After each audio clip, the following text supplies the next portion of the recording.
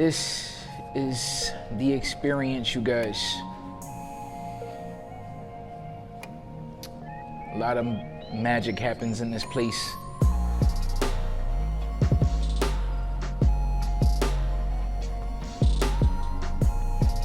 This is a lot different from when I used to train you. Much different. You've come a long way. I was meeting you at Planet Fitness. You guys, I've been here for 4 years in this location. I've been in business for 7. So I started Doomsday Fitness Experience in 2014, but the journey of Doomsday Fitness Experience started way before 2014. And a lot of it just has to do with my life experiences. I definitely have a story of struggle, a story of hope, a story of resiliency. And I definitely feel like my story can help people on all different levels. And the reason why I say that is because it's not even about the circumstances when you hear them. It's about being able to relate to being in that pit moment and finding your way out. Going through those doors that are closed on you and just making it happen. And that's basically what I hope that you get from me sharing my story with you.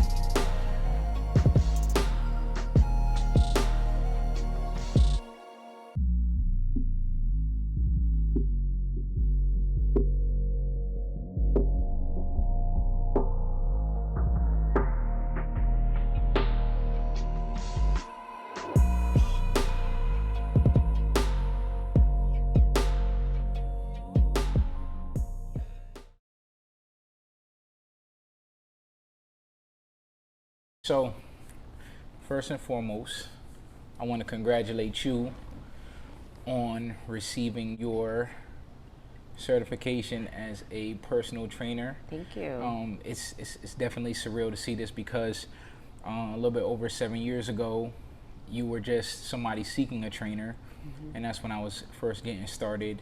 And now, 7 years later, you're actually a trainer now. So congrats to you again. Thank you.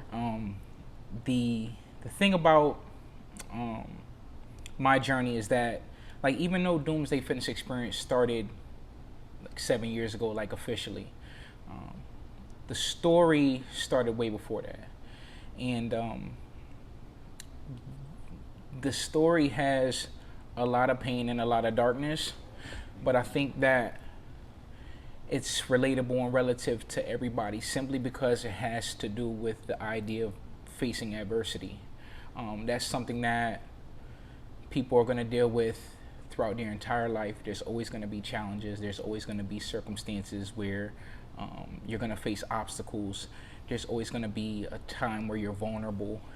And, that mindset that you have, or that mindset that you need to overcome a lot of those obstacles and a lot of those challenges, that mindset isn't something that automatically comes to you. That's something that has to be cultivated. You have to develop that mindset.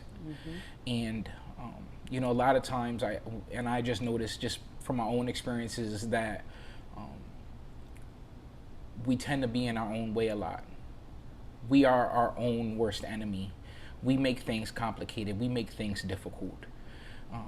But again, being able to develop that mindset to overcome is, a part of the biggest project you'll ever face, which is self-awareness. So, but again, the story for myself started far before 2014. And I think that one of the main catalysts to a lot of the events leading up to, what you see today, was the death of my brother in 1996. So I'm 15 years old at that time. Come home, and I'm expecting to see my brother because he's always home. Come home right after school, I'm expecting to see him here. in the house and he's not there. Go up the street, go play basketball behind the school, about a quarter mile up the street. I'm up there for about an hour. And all of a sudden, I see my dad pull up really fast. And he asks me, "Where's Robert?" Who's my brother. And I'm like, "I don't know." So my dad's like, "Get home." And he's serious about, I can hear it in his voice. It's something not right. So I'm riding home. Again, it's about a quarter mile up the street. And now I really don't know what to think. Pull onto my street. Pull up in the front yard. I hear my dad in the backyard. And he's yelling. And he's crying. And right before I go to the backyard, my mom meets me on the side of the house, and she's trying to stop me from seeing what's going on back there, but I've already seen it. And my dad was on the ground. He had somebody in his arms. It was my brother. My brother was unresponsive. He had something tied around his neck. And I asked my mom, I said, "Is Robert dead?" And she said, "I don't know. But I knew he was. I knew he was." So that put me in a really dark place. My brother committing suicide. Me being 15, not experiencing anything like that. And I think a lot of it just had to do with the fact that of how it happened, but most importantly, why it happened. And to this day, I don't know why it happened, which bothered me even more at the time. Mm-hmm. So, for me, my brother was my best friend. And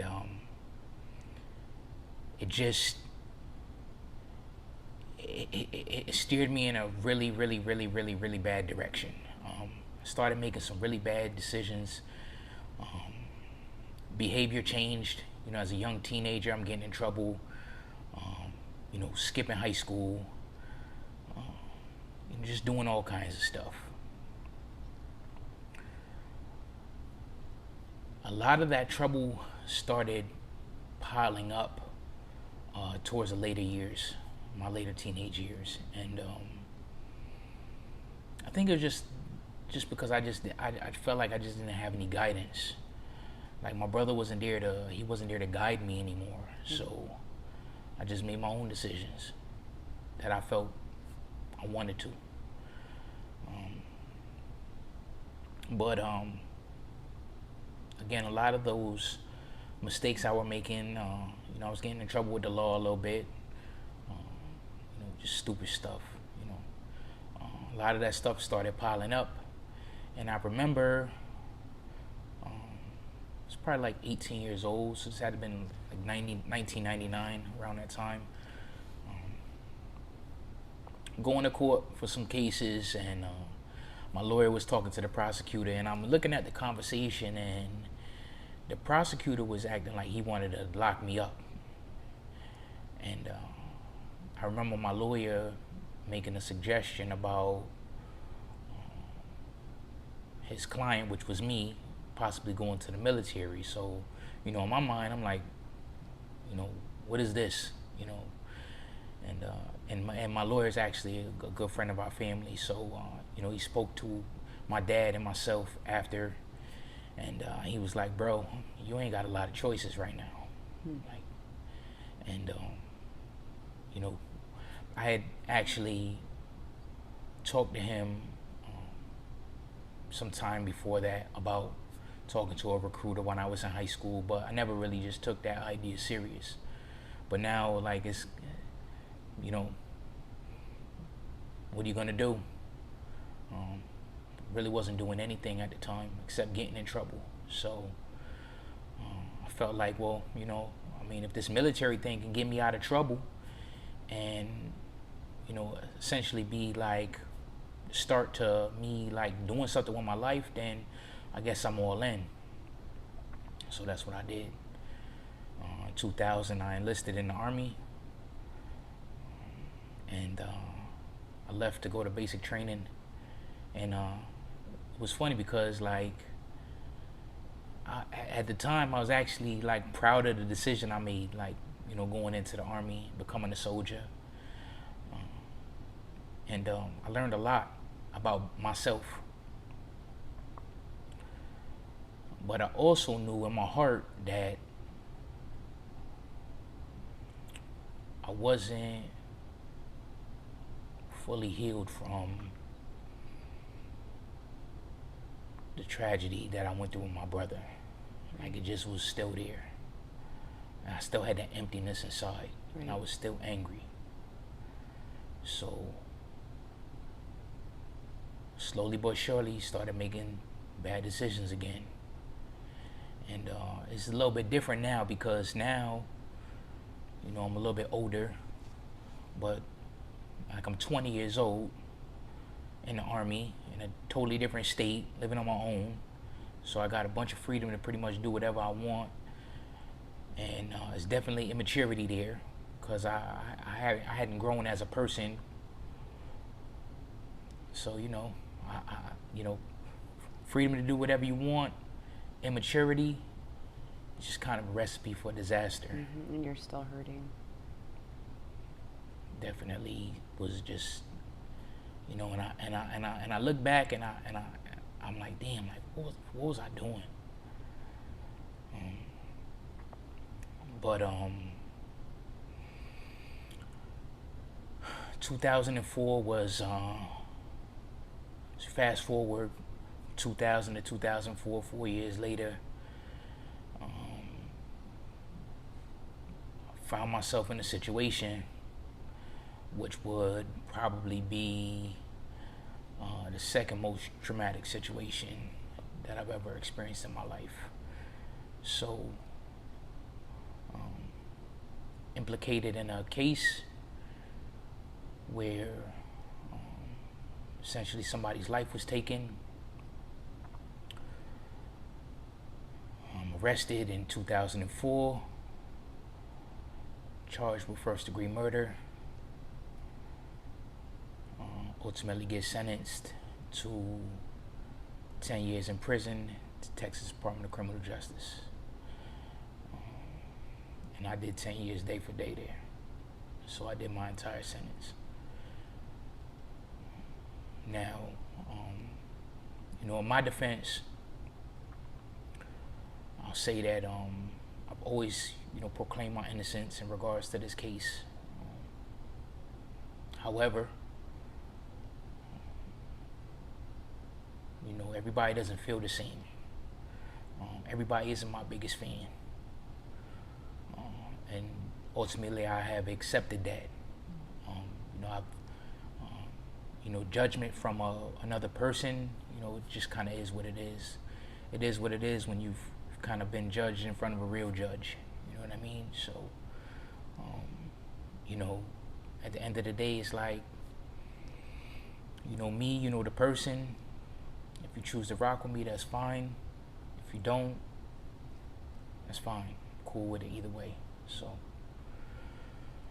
but from 2004 to 2014, I was inmate 1377533. So, a lot of people aren't familiar with the idea of being in that type of environment. Prison is completely different than the free world. Different set of rules, different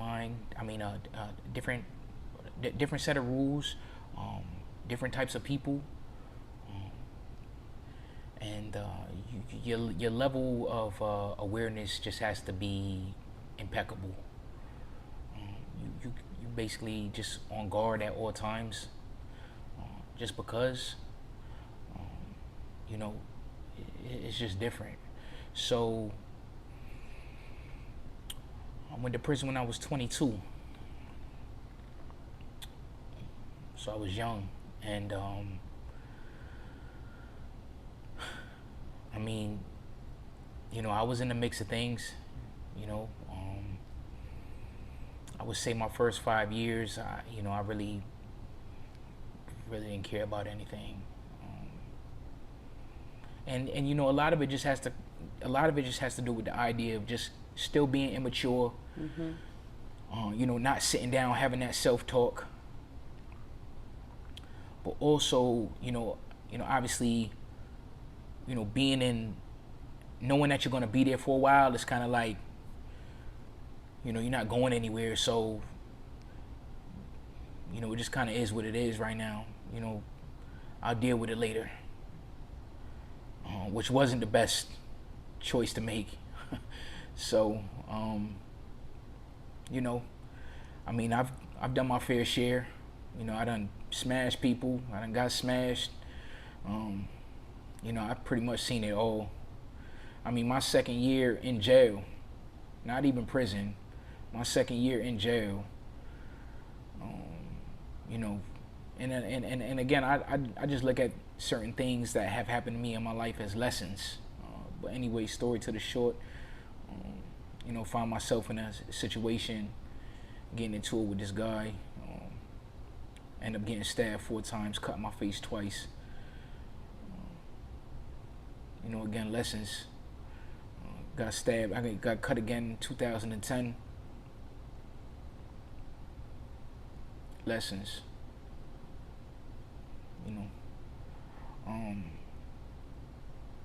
Now, I would say that I really didn't start having that self-awareness talk with myself until the second half of my prison sentence. And I think it didn't happen till then because, again, the idea that I was just gonna be there for a while. So, right. But when I hit that 5-year mark, so at my 5-year mark, I saw parole. So the way it works now, again, a lot of people aren't familiar with Texas prison culture. Different than Connecticut, and I'm from Connecticut, so I'm down here basically just out of pocket. I think there's maybe like 8 or 9 units in Connecticut, if that. I mean, there's over 100 units in Texas. So, yeah. Very gang related, very racial. I've experienced, again, I've seen it all, but that's another conversation. Anyhow,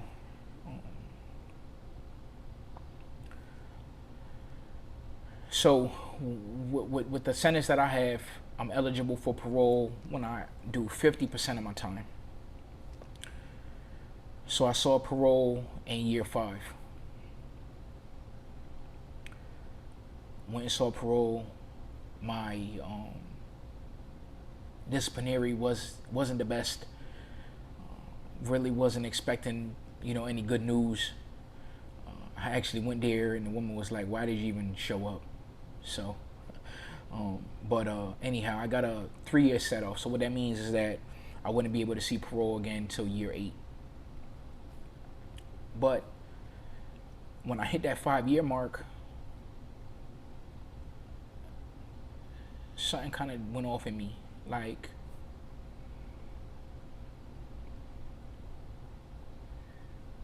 you're not gonna be here too much longer. Like, you have a date. Like 5 years, it seems like a long time. 5 years isn't a long time. And then when you hit that 5-year mark and then you see parole again at year 8, and then you're like, oh shit, I got 24 months left. Right.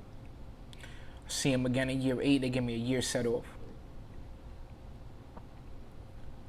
See him in year 9, I'm like, yo, I'm about to go home pretty soon. Like, what am I gonna do? And while I was inside, I will say that the probably the most important thing in there, and just something that is just still important to me to this day because I do it every day, is fitness. It was definitely my drug, definitely my therapy. There's been times where I've gotten in a bunch of trouble, ended up in the cell by myself, locked down. Like violent offender, not going anywhere, handcuffed everywhere, going to wreck by myself. The idea that I had fitness was like this is all I have, which is why it means so much to me. So and I say that, like, even like today, you see fitness is like a trend. Right. It's popular. Mm-hmm. A lot of people do it for, I don't want to say the wrong reasons. It's just, I don't know. What I know is that fitness for me is it's my everything. That was your outlet when you were there? That was definitely my outlet. If I had something on my mind, dealing with situations. I mean, I lost my best friend while I was in there. I got that news in the mail, 2008. So, it's like can't punch a hole in the wall. It's concrete. Right. So, fitness was definitely my drug, and it's still my drug of choice. I do it when I deal with everything.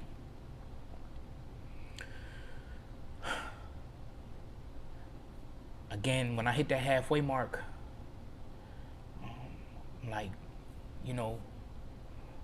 what's the plan for the future? And seeing as that fitness was so important to me and I was good at it, and I say good at it because I did it all the time. Like, literally, wake up in the morning, go to rec in the afternoon. Both times I'm working out hard. I'm training guys in there on the rec yard. I'm training people in the air, under the staircase. I get it every single day. Like that. Like, I didn't work. I didn't have a job. I trained. So, and like being on a rec yard is different than being in like Edge Fitness or Gold's Gym. Yeah. You know what I'm saying? So, out there with a bunch of goons, a bunch of rascals, you got 60 people trying to use the same bench. It's just different. So, and I was definitely that person who you had a reputation for training really hard. But in my mind, I'm like, damn, I'm good at this. And me knowing that I didn't have a lot of options when I got out, I'm like, maybe this is something that I need to pursue. Not to the extent of what you see today, but It's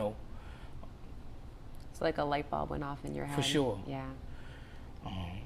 So get to year 9, see parole at about my 16-month mark. I got 16 months left, so you actually see him early.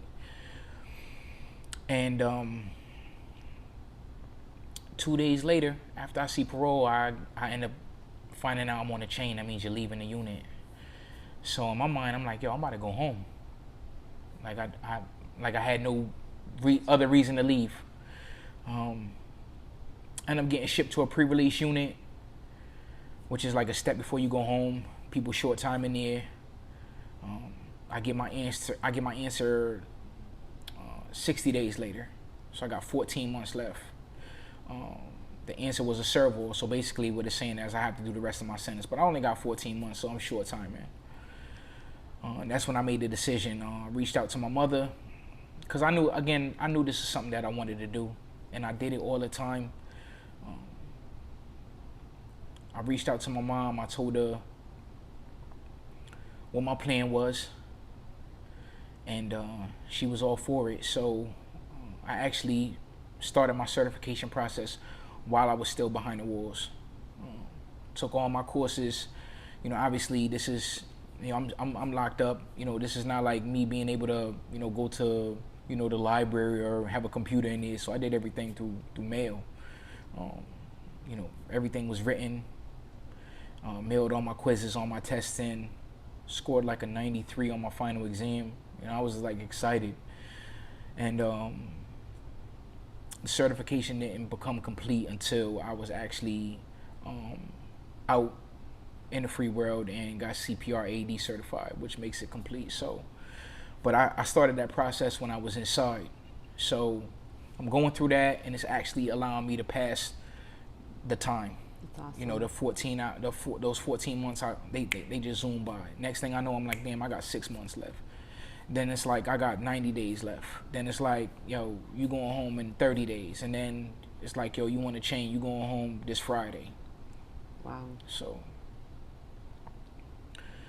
January 10th, 2014, I was officially back in the free world as Gabriel Gordon.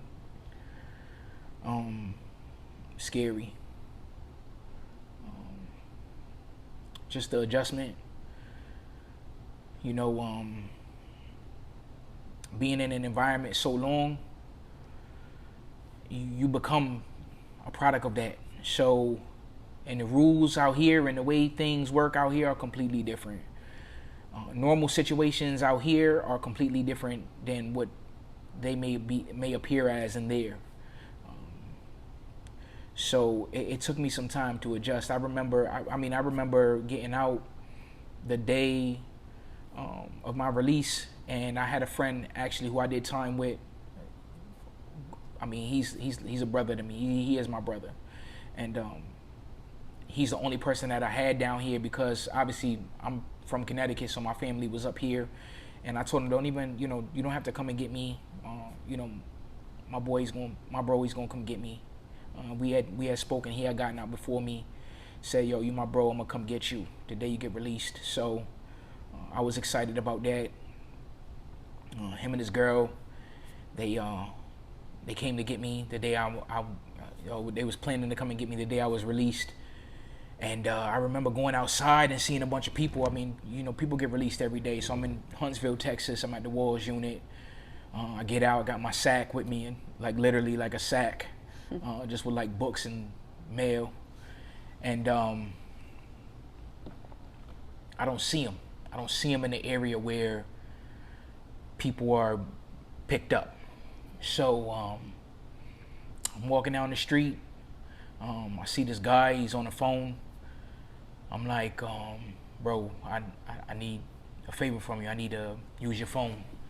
So he hands me the phone. I'm like, yo, I don't even know how to use this phone. Oh, damn. Yeah. It was. You had to feel crazy. It was crazy. Right.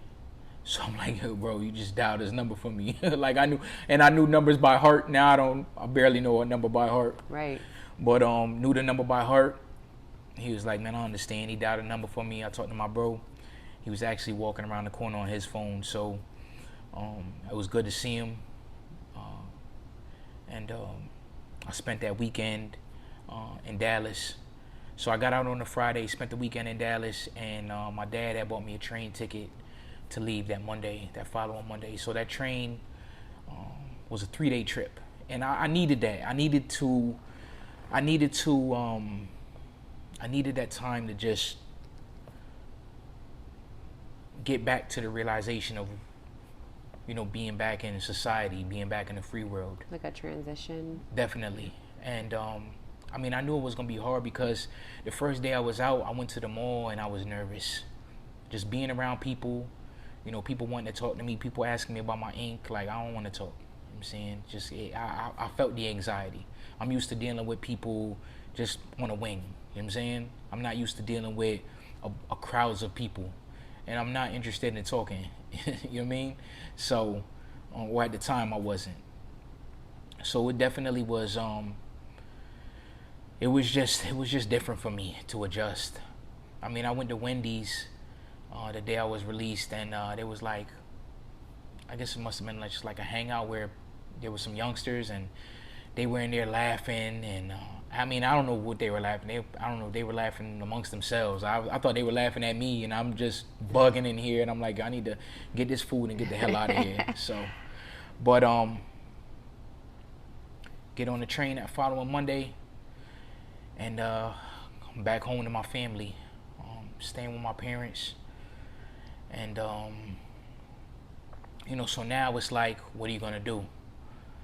Because again, like I have to do something. Shit's real now. shit is real.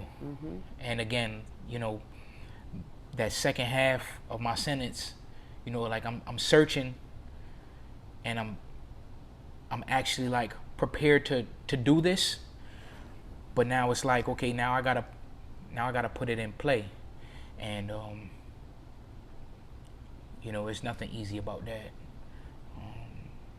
Learning how to use social media, which is just a new way of doing things, or just the way people have been doing things, is just new to me. I mean, my son, at the time, it was like 10 years old, taught me how to use a phone. You know what I'm saying? So, making that transition back, though, was just, it was definitely a challenge. But I knew what I wanted to do. So boom, I'm just training now. I get CPR AD certified. It's official. And I think that's probably around the time I met you. I probably met you about a month later. And again, I was meeting you at Planet Fitness or LA Fitness or something. None of this existed yet. But I think just the idea of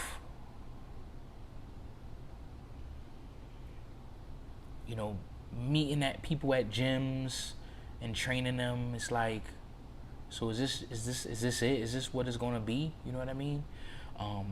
Constantly looking over my shoulder, to make sure like, nobody is seeing me train somebody here. You know Right. how gyms feel about that. Yeah. But and then obviously again me making the transition back, I went to the free world knowing that I really don't have a lot of options just based on the circumstances that I've been in. I applied for some jobs at some gyms, and they turned me down. And I look back at it now, and I'm probably like, I probably wasn't qualified to do that job. Like again, training guys in the day room and training guys on the rec yard is completely different. And like in prison, you train hard, and that's what I do. So you can't train 23-year-old Shorty Low the same way you train 55-year-old Miss Rodriguez. It's just the two aren't the same. You see what I'm saying? So that was something else I had to learn. Like, it's not the same with everybody. But I think after the second rejection, I went to an interview at a gym, and I didn't get the job. I was like, you know what, I need to just go ahead and do this myself. So I knew exactly what I wanted to do. Starting from scratch, I know it's going to take time, but just kind of, that's just what it's going to be. And you either gonna put the work in, or you not. And for me, the idea of working was so fulfilling to me, and I'm gonna tell you why. Like I told you again, like I just trained inside the penitentiary, so I didn't work. So basically I missed out on a decade of working.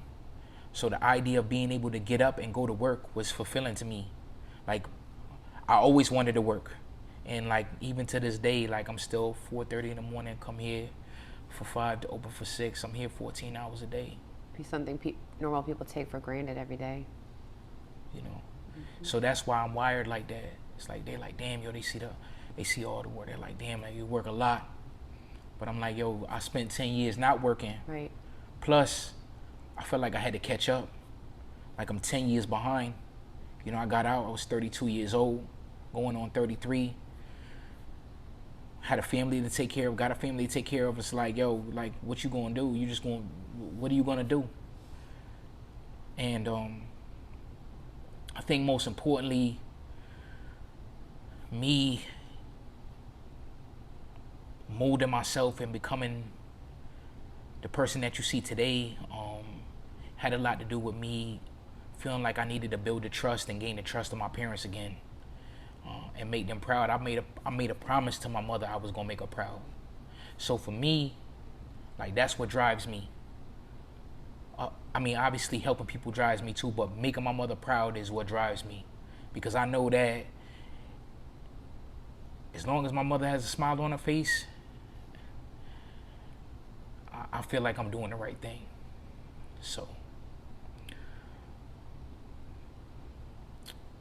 Yeah. I started out, I didn't start here. I started out, so my dad had a martial arts studio. It's about 1,000 square feet of space. So it was a room in Berlin. Started out there. Met some people, started training them, bringing them out there. Continued on for about a year. So I'm going into 2015. Starting to create a buzz, starting to learn how to use Facebook, starting to market, starting to learn how to use Instagram. Obviously, word of mouth is a big thing. And, slowly but surely, more and more people started hearing about Doomsday Fitness Experience. 2015, I did something that I felt like was big part of the, I guess, like a tidal wave, I guess you could say. People start to get intrigued by what's going on. People start to see it and they're like attracted to it. 2015, I decided to start boot camps, and what I did was, instead of charging people for them, I just gave them away for free. Mm-hmm. So in my mind, it's like this: it's not costing anything. Okay, there's no investment. All you have to do is show up. You either gonna like it or you're not. For me, all it is time. That's all I have to do is spend time here and help people. So, a lot of times when, you hear about something and you feel like, damn, I gotta make this investment. It's like, I'm not too sure. When it's free, it's like, all you gotta do is show up. Yeah, why not? Why not? A bunch of people started coming.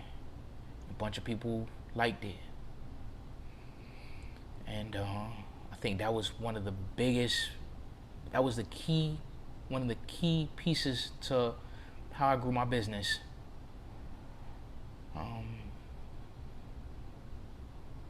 Yeah. It's a good feeling being able to see this 7 years later from the time it was officially started, but most importantly, being able to see this from the time that I felt like I was in that dark place. So you watched your vision come to fruition, like right in front of your eyes. That must have been a really great feeling. Definitely a good feeling, being able to see this, being able to continue to help people, constantly growing the business. I actually own 2 businesses. I own Savage Season Apparel, which is the clothing line associated with Doomsday Fitness Experience. Over 300,000 followers on Facebook. Just, being recognized amongst my peers. I've been 100 Men of Color, received some awards, first runner-up, Best of Hartford, multiple years in a row. Just continually being recognized for my work. Because that's really what it's about. It's just about the work. But it's also, again, about the mindset that you develop. It's not something that's automatic. You have to sit back and have that talk with yourself and say, I'm about to do this. And you have to do it. Because you can say it or you can just do it. Or you can just come up with a bunch of excuses. And, there's a saying like, if you always look for an excuse, you always gonna find one. That's true. So, so seeing as that, like, I've been through all these trials and tribulations, all I know is hard work. That's why I instill it here.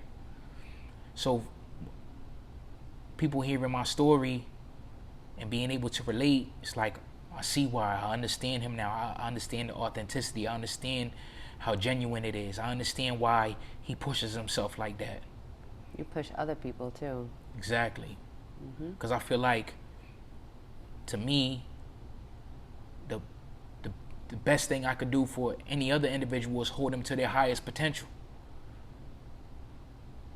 that lets that person know that they can be great too. And that's what I continue to do, and I'm going to continue to do it until I don't have to do it. So. All right. Well, thank you for sharing that story with me. That was really meaningful, and I'm sure that you're going to reach a lot of people by sharing this story. So it's got to feel good. I think that regardless of the circumstance, again, people are going to be faced with challenges all the time. You have to just keep going. You can't stop no matter what.